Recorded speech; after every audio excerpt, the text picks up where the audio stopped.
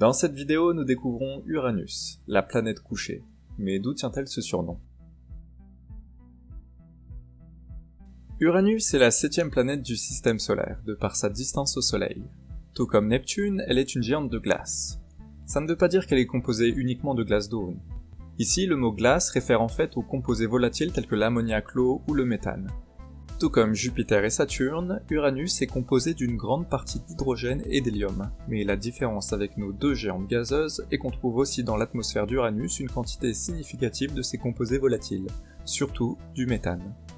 La couleur bleutée d'Uranus est justement due à cette composition plutôt forte en méthane dans la haute atmosphère. Uranus et Neptune sont donc plutôt similaires, et on approfondira les caractéristiques de Neptune dans une prochaine vidéo. Uranus donc se trouve à une distance de 19 unités astronomiques du Soleil en moyenne. Cela veut dire qu'elle se trouve 19 fois plus éloignée du Soleil que ne l'est la Terre, et qu'elle tourne autour du Soleil en 84 ans. Son orbite est légèrement excentrique, ce qui fait que son point le plus proche du Soleil se trouve à 18 unités astronomiques, et son point le plus éloigné à 20 unités astronomiques. Elle est de plus en résonance 1 pour 7 avec Jupiter, c'est-à-dire qu'à chaque fois qu'Uranus effectue un tour autour du Soleil, Jupiter en fait elle 7. La planète tourne sur elle-même en 17h14, avec des vents dans la haute atmosphère qui atteignent les 900 km/h. Elle a la particularité d'être inclinée à un peu plus de 90 degrés sur son axe orbital. Cela fait d'Uranus la seule planète du système solaire à rouler sur son orbite, d'où son surnom de planète couchée. On ne sait pas vraiment pourquoi est-ce qu'elle a une telle inclinaison. Certains pensent que cela est dû à une collision avec un autre astre lors de sa formation. Cette inclinaison fait que ses pôles nord et sud font face au Soleil à tour de rôle pendant chacun 42 ans. En ce qui concerne ses dimensions, Uranus a un diamètre 4 fois supérieur à celui de la Terre, et une masse 14,5 fois supérieure. Sa densité est faible à l'instar de toutes les planètes extérieures du système solaire. Une autre similitude avec les autres planètes géantes est qu'Uranus possède un système d'anneaux, bien que celui de Saturne soit le plus visible et le plus complexe.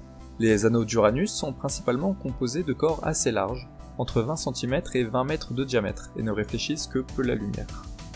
En raison de l'inclinaison de la planète, les anneaux font donc face au Soleil. À ce jour, on a découvert 27 lunes autour d'Uranus, dont 5 sont larges et sphériques. Les noms de toutes ces lunes sont tirés des œuvres de Shakespeare. On a mentionné dans l'épisode précédent sur Saturne qu'Uranus a été découverte en 1781 par William Herschel. En effet, Uranus est trop éloigné de la Terre pour pouvoir être observé à l'œil nu. Il a donc fallu attendre le développement de télescopes assez performants pour pouvoir l'observer. En fait, Uranus avait déjà été observé avant la découverte de Herschel, mais la planète était confondue avec une étoile. C'est donc Herschel qui a remarqué en augmentant l'amplification de son télescope qu'Uranus doublait de taille à chaque fois que le zoom était 2 fois plus important, alors que les étoiles ne changent pas de taille dû à leur distance bien plus importante. Il pensait alors en 1781 avoir découvert une comète, et il reconnaîtra qu'Uranus est bel et bien une planète 2 ans plus tard en 1783. Suite à cette découverte, on n'a pas appris grand chose sur la planète pendant près de 2 siècles, à cause de la distance et donc de la difficulté à observer sa surface. C'est en 1977 seulement que les anneaux sont découverts, par les astronomes américains Elliot, Dunham et Mink. Ensuite, nous n'avons que très peu exploré cette planète lointaine. La seule sonde l'ayant observée de près est la sonde Voyager 2, qui survola la planète en 1986.